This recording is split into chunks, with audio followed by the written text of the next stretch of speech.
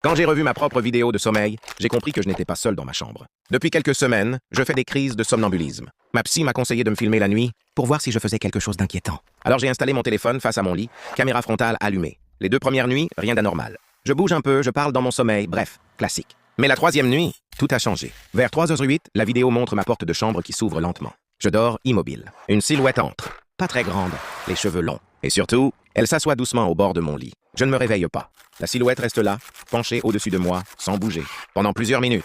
Puis, d'un geste brusque, elle se tourne vers la caméra et regarde droit dans l'objectif. Son visage est flou, mais on distingue un sourire. Pas humain, beaucoup trop large. Le lendemain matin, je ne me souvenais de rien. Je me suis juste réveillé avec une douleur étrange à la gorge. Et sur ma peau, une marque, comme une main. J'ai voulu revoir la vidéo pour comprendre. Mais en l'ouvrant, quelque chose m'a glacé le sang. Le compteur de durée indiquait 8 heures et 19 minutes, alors que ma nuit n'a duré que 6 heures.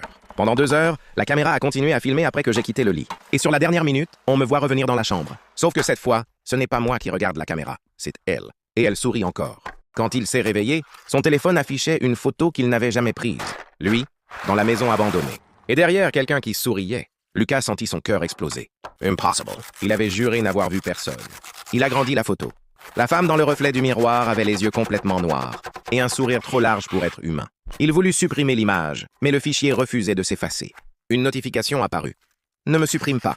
Depuis, chaque miroir de sa maison semblait respirer. Le soir, il entendait des chuchotements quand il passait devant. Et dans la buée du matin, un mot revenait sans cesse. Reviens. Il appela ses amis, terrifiés. L'un d'eux lui proposa de retourner à la maison pour prouver que tout ça n'était qu'un délire. Alors ils y sont allés, ensemble. Mais dès qu'ils franchirent le portail, le téléphone de Lucas vibra. Une nouvelle photo venait d'apparaître. Eux, devant la maison. Et derrière, la silhouette, plus proche qu'avant. Ils décidèrent d'entrer. Le couloir semblait plus long, plus froid. Arrivés devant la chambre du fond, la porte s'ouvrit toute seule. À l'intérieur, le miroir était intact, comme si rien n'avait jamais été brisé. Lucas s'approcha lentement, son reflet tremblant dans la glace. Et soudain, son reflet leva la main, avant lui. Un souffle glacé parcourut la pièce. La voix murmura à nouveau « T'as ramené des amis ? C'est encore mieux. » Le miroir vibra, et leurs reflets commencèrent à bouger seuls. À suivre. Le reflet de Lucas bougeait seul. Mais cette fois, il souriait. Et dans le miroir, ses amis n'y étaient plus. Lucas recula, paniqué.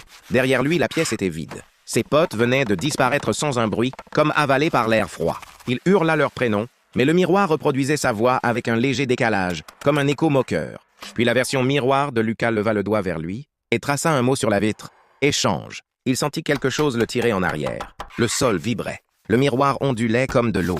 Une main sortit de la surface, la sienne, mais plus pâle, plus longue, plus morte. Elle l'attrapa par le cou.